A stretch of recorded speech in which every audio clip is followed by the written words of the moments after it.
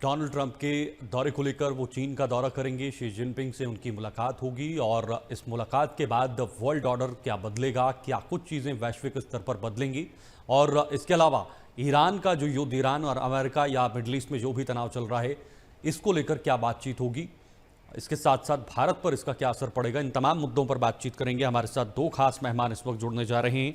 Retired colonel Piyush Agarwal जी रक्षा विशेषज्ञ के तौर पर हमारे साथ जुड़ेंगे। इनके साथ साथ रिटायर्ड कर्नल उमंग कोहली जी हैं रक्षा विशेषज्ञ के तौर पर, वो भी इस वक्त आपकी स्क्रीन पर। बहुत बहुत स्वागत पीयूष अग्रवाल जी, बहुत बहुत स्वागत उमंग कोहली जी आपका भी हमारे साथ जुड़ने के लिए। सर जय हिंद। पीयूष अग्रवाल जी, मैं आपसे शुरू करना चाहूंगा क्योंकि बहुत महत्वपूर्ण और वैश्विक स्तर पर जब से मिडिल ईस्ट में तनाव शुरू हुआ है तब से पहली इतनी बड़ी डेवलपमेंट सामने आ रही है, जबकि अमेरिका के राष्ट्रपति डोनाल्ड ट्रंप ने चीन जाने का प्लान जो है वो तैयार किया है। क्या लगता है इस मुलाकात के पीछे की कहानी क्या है?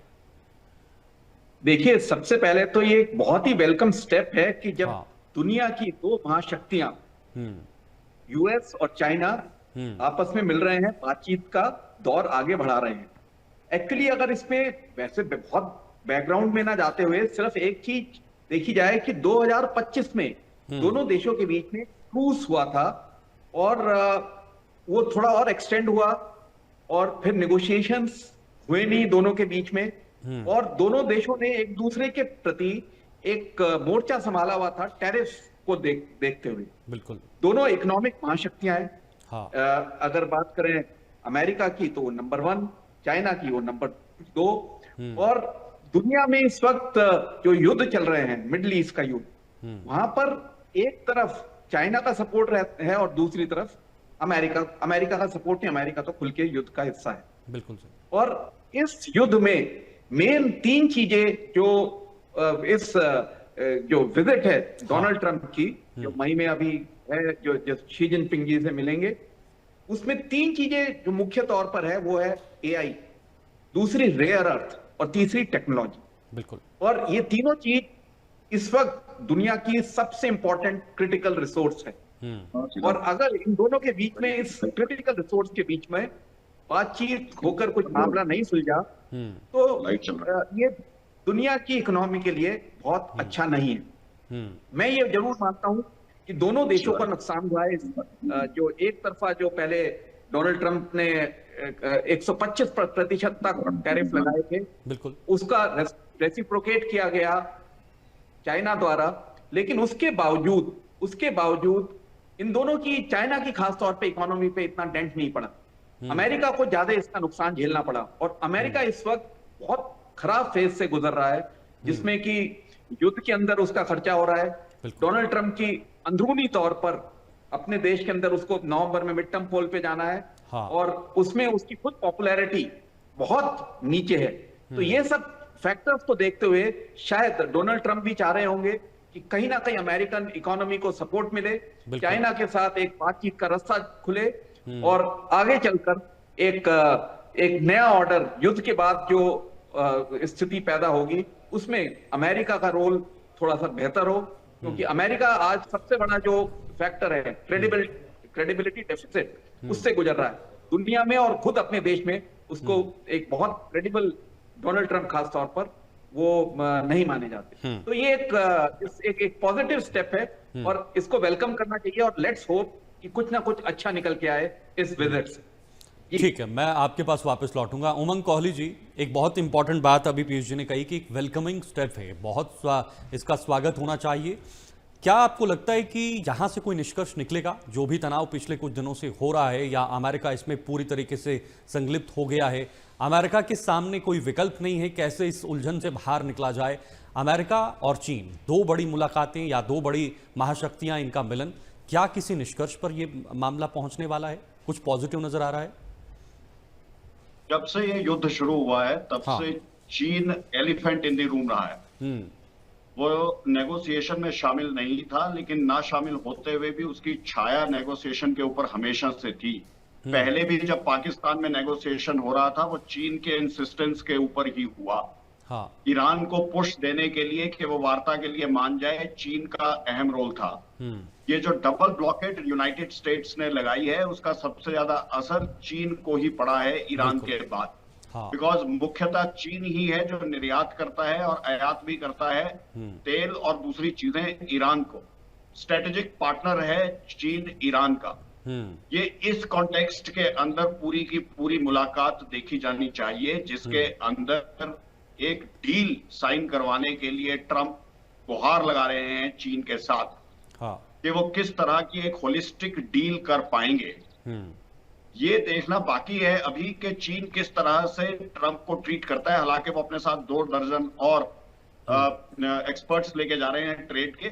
उसके अंदर बहुत सारे मुद्दों के ऊपर बातचीत होगी। रेयर अर्थ मेटल्स और एआई के अलावा भी बहुत सारे आयात और निर्यात के बारे में बात होगी, टैरिफ्स के बारे में बात होगी। लेकिन मुख्य मुद्दा जियोपॉलिटिक्स और स्ट्रेटेजी उस रीजन के अंदर रहेगा। हाँ। इसके अंदर ताइवान के ऊपर भी बात होगी। ऐसा भी कहा जा रहा है, यूएस के अंदर प्रेशर है कि उनके साथ ताइवान के ऊपर भी बात की जाए।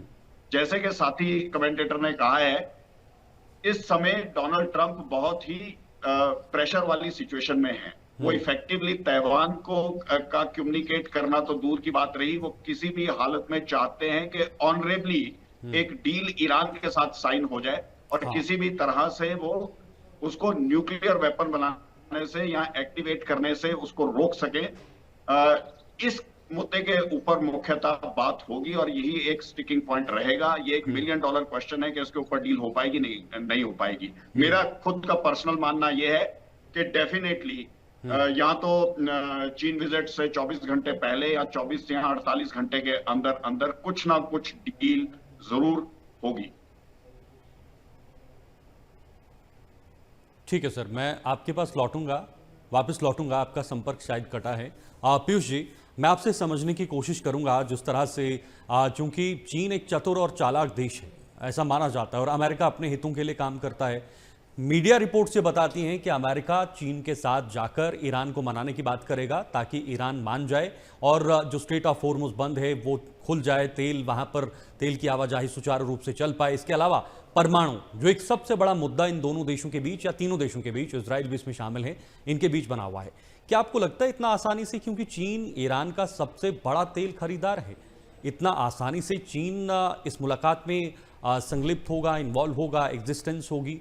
और क्या लगता है वहां पर कैसे अमेरिका जो है वो अपने कदम उठाएगा? देखिए, ये बिल्कुल ठीक बात कही है कि परमाणु जो देश है, न्यूक्लियर जो ईरान के स्टॉक पाइल्स जिसके ऊपर अमेरिका अपना हक लगा रहा है, वो तो संभव नहीं है। ईरान भी नहीं मानेगा, चीन भी उस चीज में अपने आप को शो करेगा कि मेरा कोई कंट्रोल नहीं है ईरान के ऊपर।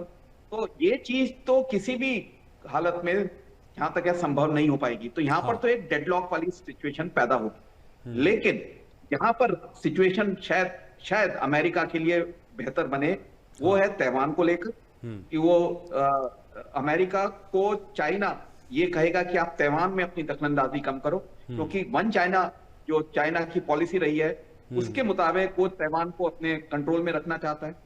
और ताइवान को इसलिए भी क्योंकि सबको पता है सेमीकंडक्टर जो एआई का बेसिक सबसे इंपॉर्टेंट चीज है और दूसरी चीज रेयर अर्थ, दोनों पे चाइना का बहुत बड़ा कंट्रोल है और ताइवान का ऑफ कोर्स मैन्युफैक्चरिंग को लेकर है। तो अमेरिका एक थोड़े से बैकफुट से पे जा रहे हैं इस डील के लिए। चाइना ने कहीं पर भी ये नहीं दर्शाया कि वो एक कमजोर देश की तरह से इस डील में उनके साथ बैठा हुआ है। तो प्रॉब्लम आएगी अमेरिका के लिए निगोशिएट करने के लिए, जो जैसा कि उन अपने साथ एक बड़ी एक्सपर्ट टीम साथ लेके जा रहे हैं और उम्मीद रख रहे हैं कि वो कुछ ना कुछ ब्रेक थ्रू निकलेगा। लेकिन न्यूक्लियर वेपन्स के जो ईरान के, उसमें कोई शायद बहुत ज्यादा सफलता अमेरिका को नहीं देखनी चाहिए। और अमेरिका एक चीज जो चाहेगा, एक विंडो जिससे कि वो किसी भी तरीके से इस युद्ध से स्ट्रेट ऑफ हॉर्मुज खुल जाए, चाइना किसी तरह से बैकडोर डिप्लोमेसी करके ईरान के ऊपर दबाव बनाए और कुछ ना कुछ, of course straight of Hormuz खुलने से चाइना को तो ज्यादा फायदा होगा अमेरिका के मुकाबले, बट यूरोप को फायदा होने वाला है।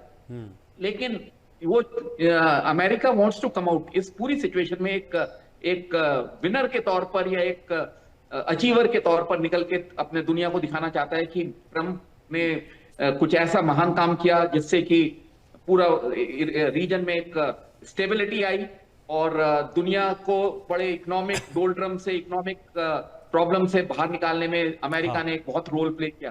ये ट्रम्प एक कोशिश करेंगे कि इस तरह का एक सिचुएशन डेवलप हो, लेकिन इससे ज्यादा बियॉन्ड, इससे ज्यादा कुछ इस मीट में शायद निकल के आए। जी ठीक है, मैं आऊंगा आपके पास दोबारा से। उमंग जी, क्या इस मुलाकात को पूरे मिडिल ईस्ट के चश्मे से देखा जाए, या अमेरिका के इसमें कुछ अपने हित भी छिपे हुए हैं, कुछ अपने पर्सनल इंटरेस्ट भी छिपे हुए हैं, जो लगातार डोनाल्ड ट्रंप जब से वो दूसरी बार सत्ता में आए हैं तब से अमेरिका के हितों के लिए लगातार काम कर रहे हैं?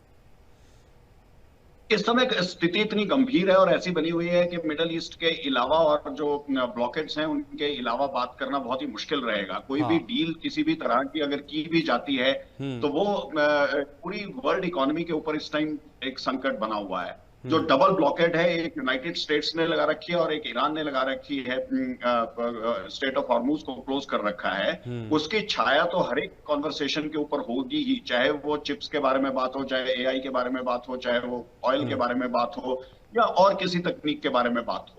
सबसे बड़ा मुद्दा तो ईरान ही है। और ये कह देना कि ईरान के ऊपर चीन का लीवरेज नहीं है, नहीं, वो थोड़ा सा जरा सिंपल करना होगा मुद्दे को। चीन की बहुत लीवरेज है ईरान के ऊपर। सारी टेक्नोलॉजी ईरान को चीन ने ही दी है, और अभी भी मिसाइल्स की टेक्नोलॉजी जो है वो मुख्यतः चीन से आई है।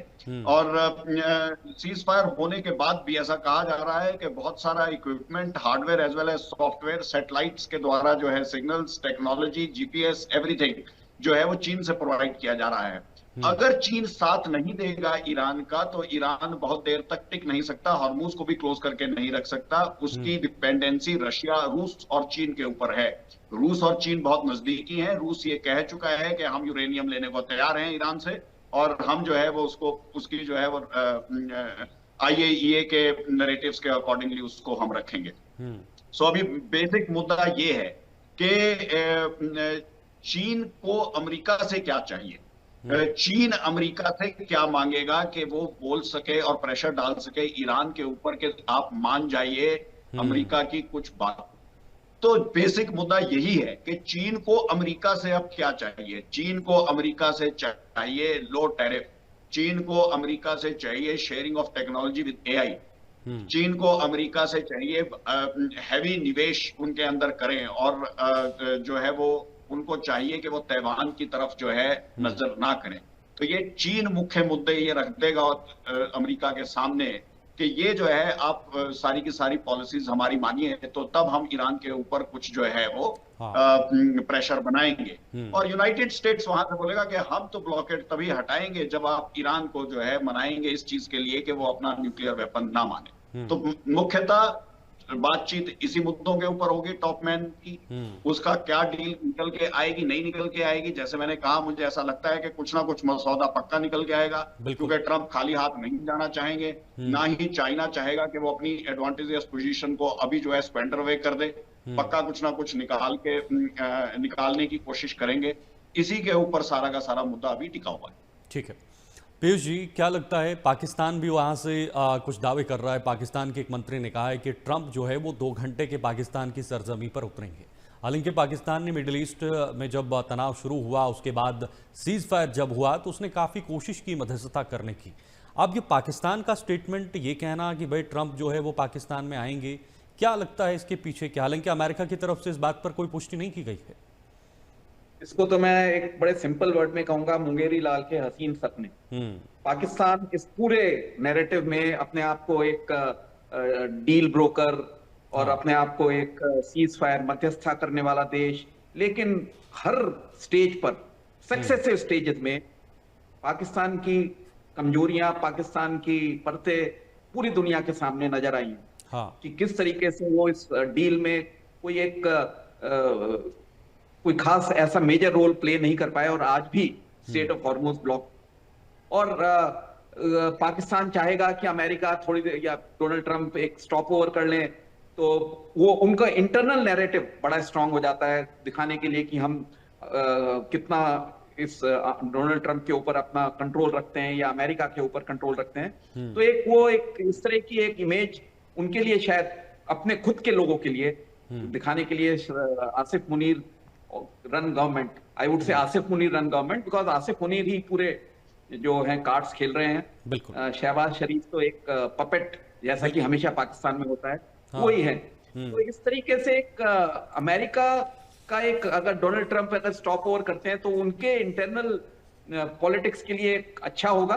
बाकी इसका कोई और डीपर वैल्यू नहीं है, ग्लोबल या स्ट्रेटेजिक वैल्यू नहीं है बिल्कुल भी। उनके वहां पे रुकने या ना रुकने को कोई फर्क नहीं पड़ेगा, ना तो डील में, ना ईरान और अमेरिका की मध्यस्थता में, ना अमेरिका और चाइना की जो ये विजिट है उसको लेकर। पाकिस्तान का जो रोल है एक तरह से सिफर है जी। ठीक है, मैं वापस उमंग जी आपके पास आऊंगा, क्योंकि भारत के नज़रिए से भी इस पूरी मुलाकात को देखना बहुत ज़्यादा ज़रूरी है। चीन भारत का पड़ोसी है, ऐसे में ये मुलाकात भारत के लिए क्या लेकर आएगी, और या भारत इस मुलाकात को कैसे देखेगा, कैसे नज़र रखेगा सर?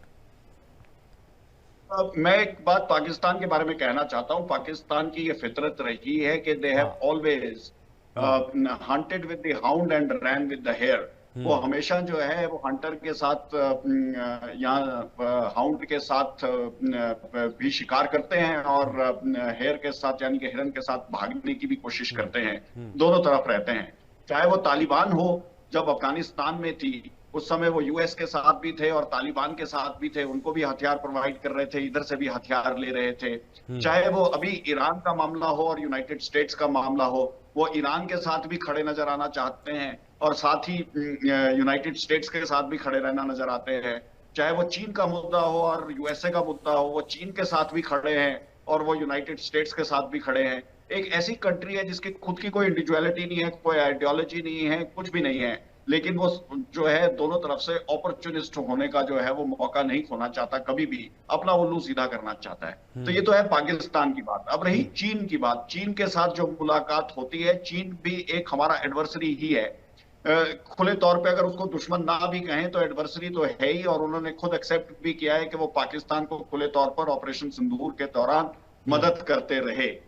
चीन का बहुत ज्यादा मजबूत हो जाना, चीन का इतना ज्यादा दबंग हो जाना कि उसके ऊपर यूएस का कोई प्रेशर ना रहे बिल्कुल भी, या वो यूएस को अपनी बात मनवा सके या अपने इशारों के ऊपर नचा सके, वो भारत के बहुत ज्यादा कोई फायदे के अंदर नहीं है। अगर उसको कंप्लीट वर्चस्व जो है तैवान में या इंडियन ओशन के अंदर भी यूएस की हरी झंडी मिल जाएगी कि वो घूम सकते हैं और काम कर सकते हैं, वो भारत के लिए बहुत अच्छा नहीं है। अगर जो है क्वाड का प्रेशर यूनाइटेड स्टेट्स नहीं बना के रखेंगे और क्वाड को डाइल्यूट करना शुरू कर देंगे चीन के कहने के ऊपर, तो उसका भी फायदा भारत को नहीं होगा। पहले क्वाड बना ही इस करके था कि चीन के ऊपर इकोनॉमिक प्रेशर बना के रखा जाए और वक्त आने पर मिलिट्री प्रेशर भी उसके थ्रू बिल्ड किया जाए। Japan, Australia, US and India, वो क्वाड कहीं कमजोर होता हुआ नजर आ रहा है। तो अभी चीन की यही डिमांड होगी कि ये क्वाड वाड कुछ नहीं है, आप हमारे से सीधे बात करिए और क्वाड के थ्रू इकोनॉमिक जो है वो टाइज ना हो, और जो है इकोनॉमिक टाइज डायरेक्टली चीन और यूएस की बने। तो जब क्वाड कमजोर होता है तो इंडियन ओशन के अंदर और बाकी जो है जगह में चीन का वर्चस्व बढ़ता है। ग्लोबल साउथ के अंदर भी अगर यूएस पूरा का पूरा हरी झंडी चीन को देता है, उससे भी हमारा वर्चस्व कम होता है। यूएस अगर ब्रिक्स के अंदर भी चीन को हरी झंडी देता है और बोलता है तुम ही अनडिस्प्यूटेड लीडर हो, तो भी हमारा वर्चस्व जो है वो कम होता है, हमारे को जो है वो नुकसान होता है। सो इन सारी चीजों को देखते हुए ये सारी की सारी मीटिंग्स बहुत ही जरूरी हैं। हमारे ये हित में है कि यूनाइटेड स्टेट्स अपना एक स्टैंड रख पाए चीन के सामने, और वो बता सके कि हेगेमनी काइंड ऑफ बिहेवियर चीन का जो है कम से कम इंडियन ओशन के अंदर और भारत के साथ जो है वो नहीं चलने वाला है, और तैवान पे भी वो दूरी बनाकर ही रखे तो अच्छा है। सो ये हमारे हित में है, और आई एम श्योर हमारी टॉप हायरार्की प्रधानमंत्री जो है वो से बात जरूर करेंगे डोनाल्ड ट्रंप एक बार जाने से पहले कि कुछ हमारे भी अगर इश्यूज हैं या कॉमन इंटरेस्ट्स हैं जिसके ऊपर बात की जा सकती है, तो वो अपना पक्ष इंडिया जो है वो जरूर रखेगा हाईएस्ट लेवल के ऊपर। ठीक है पीयूष जी, अमेरिका या डोनाल्ड ट्रंप लगातार ये कह रहे हैं कि मैं पूरी कोशिश कर रहा हूं कि स्ट्रेट ऑफ हॉर्मुज को खोला जाए, या जो भी वहां से तेल गैस आपूर्ति जो भी आवाजाही होती है उसको सुचारू रूप से चलाया जाए। उसने डोनाल्ड ट्रंप ने कई देशों से इसको लेकर अपील भी की है। इस मुलाकात में क्या वो चीज़ें रखी जाएंगी, और अगर हैं तो चीन की तरफ से क्या फीडबैक होगा, चीन का रवैया क्या होगा, चीन का स्टैंड क्या होगा? सर देखिए, क्रेडिट बिल्कुल दोनों देश लेना चाहेंगे, स्टेट ऑफ हॉर्मुज या ईरान और अमेरिका के युद्ध को किसी तरीके से एक सही कंक्लूजन की तरफ ले जाने के लिए। हाँ। तो ये तो बिल्कुल निश्चित तौर पर ये तो बात होगी ही होगी। स्ट्रेट ऑफ हॉर्मुज एक एक्चुअली जैसे बोलते हैं कि एक गर्दन में फंसी हुई हड्डी है, जिसको अमेरिका के लिए बहुत जरूरी है निकालना। हाँ। और अगर ये लंबे समय तक चलेगी तो इसका आर्थिक प्रभाव पूरी दुनिया पर बहुत ज्यादा होने वाला है। बिल्कुल। अभी तो ये दिख भी रहा है। हम 2 दिन पहले प्राइम मिनिस्टर ने भी अपील करी थी, और आपके अभी चैनल पर एक पॉलिटिकल लीडर का कुछ स्टेटमेंट्स चल रहे थे, जिसमें कि वो पूछ रहे थे। तो ये एक इकोनॉमिक इम्पैक्ट हमारे देश नहीं, चीन के ऊपर भी आ रहा है, दुनिया के ऊपर आ रहा है, पूरे मिडिल ईस्ट में आ रहा है, सब जगह इसका इकोनॉमिक इम्पैक्ट आ रहा है। और वो economic impact straight of Hormuz के ब्लॉकेट की वजह से प्राइमरीली आ रहा है। और स्ट्रेट ऑफ हॉर्मुज 28 फरवरी से पहले खुला हुआ था, वो कहीं सीन में था ही नहीं। यहां तक कि अमेरिका है, अमेरिका की कैलकुलेशंस युद्ध करने से पहले उन्होंने जो कंटिजेंसीज और प्लानिंग करी थी वो बहुत गड़बड़ा गई थी। उनको उम्मीद नहीं थी कि शायद ईरान इस तरह से एसिमेट्रिक वॉरफेयर करके स्ट्रेट ऑफ हॉर्मुज का ब्लॉकेट करके पूरा का पूरा गेम पलट देगा। ठीक है। तो अमेरिका के लिए भी बहुत जरूरी है कि किसी भी हालत में स्ट्रेट ऑफ हॉर्मुज खुल जाए। तो अमेरिका ने काउंटर ब्लॉकेट शुरू किया और कहा कि अगर हम अब ईरान के शिप्स नहीं निकलने देंगे तो एक सिचुएशन इस तरह की डेवलप हो गई कि वहां पर हालात अच्छे नहीं हैं। लेकिन चाइना चाहेगा कि वो इस सिचुएशन में एक डील मेकर की तरह से प्रोजेक्ट हो और आगे आए, क्योंकि चाइना अभी भी ईरान के ऊपर काफी कंट्रोल रखता है। और वो जब पूरी नेगोशिएशंस होंगी तो हमें पूरी फीलिंग है कि China has an upper hand over America. तो वो चाहेगा कि इस पूरे के पूरे जो घटनाक्रम होता है आने वाले टाइम में और जो हुआ है उसमें एक मेन कंट्री जो कि दुनिया में साइलेंटली, मतलब अपने आप को चाइना शो करता है कि बहुत साइलेंट ऑपरेटर हैं। हाँ। और वो पीछे से बैठकर एक डील अच्छी सी ब्रोक करते हैं, और अमेरिका ढोल ज्यादा बजाते हैं, और ढोल बजाने के बावजूद भी वो कुछ ज्यादा सफलता प्राप्त नहीं कर पाते। तो इन द एंड होप कि China will come out as a victorious. ठीक। समय थोड़ा कम है। बहुत बहुत शुक्रिया पीयूष अग्रवाल जी, बहुत बहुत शुक्रिया उमंग जी आपका भी, आप हमारे साथ जुड़े और इस विषय पर बातचीत की। फिलहाल ये देखना होगा डोनाल्ड ट्रंप जब चीन में पहुंचेंगे, शी जिनपिंग से मुलाकात होगी तो क्या क्या नेगोशिएशन वहां पर रखी जाएंगी, ईरान को कैसे मनाने की बात अमेरिका की तरफ से रखी जाएगी।